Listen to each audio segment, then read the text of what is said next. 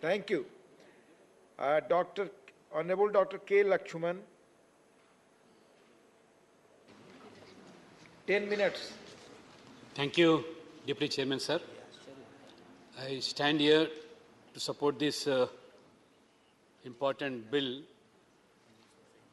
because the government has brought this bill in order to deal with offshore mining in the torrential waters, continental shelf, exclusive economic zones and other maritime zones of India. Since it is in offshore, the areas fall within the territorial limits of India. Hence, the powers to grant licenses and leases for exploration and exploitation of minerals were delegated to Indian Bureau of Mines within the Government of India. Because the offshore area doesn't come into the purview of any states, naturally, the Indian government has to take into consideration.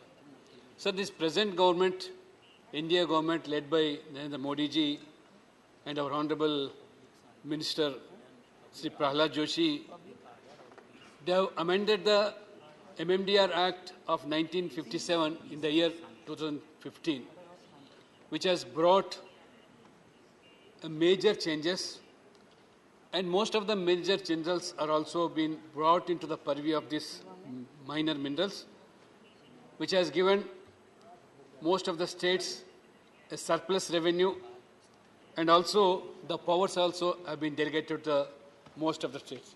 Really, I congratulate the Modi government for bringing up this path-breaking amendments for the last few years. Even the present, this OMDR Act, this Offshore Area Mines Act, which is also an innovative and economic building activity. Sir, the trust proposed to be set up with the contribution from production of these leaseholders in offshore areas definitely will support in exploration of minerals, wealth, and also in this exclusive economic zone. The trust will be useful to support the livelihood of the fishermen who are now losing this livelihood because of this offshore mining. I am sure this trust will not only help India taking to bigger strides, but also we have seen the true trust which have been already established as per this MMDR Act in 2015. And particularly this district mineral fund which has been established by the respective states, almost to my knowledge, they have collected 77,000 crores which are instrumental in implementing the welfare and development activities for mining affected people, and more particularly the fishermen. But sir, I would like to bring it to the notice of our Honorable Minister through you, sir. This DMF is not being properly used by the respective states. In fact, this fund is supposed to be used for the welfare of the people who are involved in it.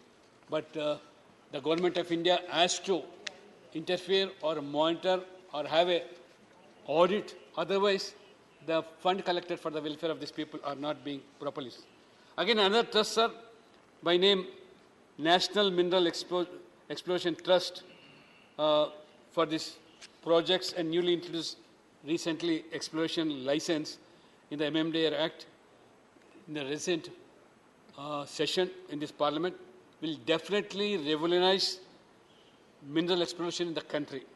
Similarly, formation of this particular Act and trust for funding offshore exploration in the present bill will also revolutionize this area of this particular offshore.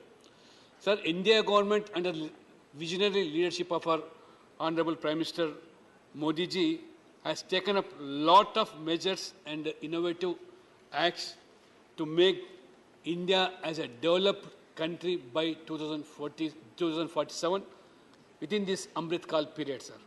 The government has been formulating number of new policies to promote blue economy to use ocean resources for economic growth. India has got a long coast line of nearly 8,000 kilometers where the fishermen, most of them, it's a livelihood. And Prime Minister Modi ji has also come up with a Pradhan Mantri Matsya Sampada Yojana with a budget of outlay of 20,000 crores, wherein fishermen get 50% subsidy for buying their equipment, and women fishing who are in that field get 60% subsidy.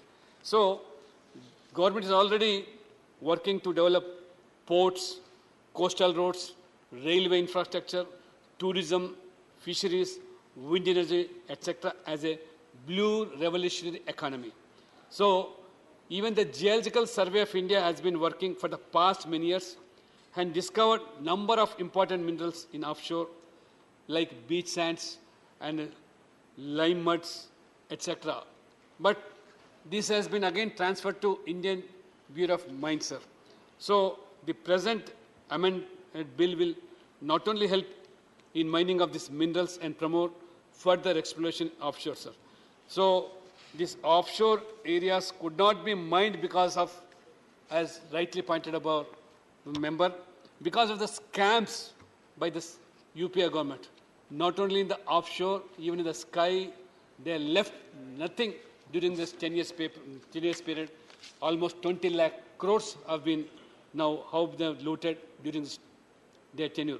So in the present bill, the concept of composite license for granting rights for exploration as well as production is introduced, sir. Really, in the process of dredging, these minerals exploited without causing any environmental problems. So the exploration license granted before the date of this act will become ineligible. Act allows to reserve the areas to government sector. The validity of the concession provides for 50 years. The bill mandates competitive bidding for production, lease and composite license to private entities. Sir, with this bill, naturally, not only the blue economy, now this present government enacting laws for the empowerment of livelihood of the people who are now depend upon this profession, and particularly this offshore mineral will be given a fillip for Indian economy, sir. I once again stand to support this bill introduced by our Honorable Minister Prahlad Joshi, and I also congratulate the Modi's government for bringing such and enacting such laws. Thank you, sir. Thank you very much. धन्यवाद doctor के लक्ष्मण जी। अब माननीय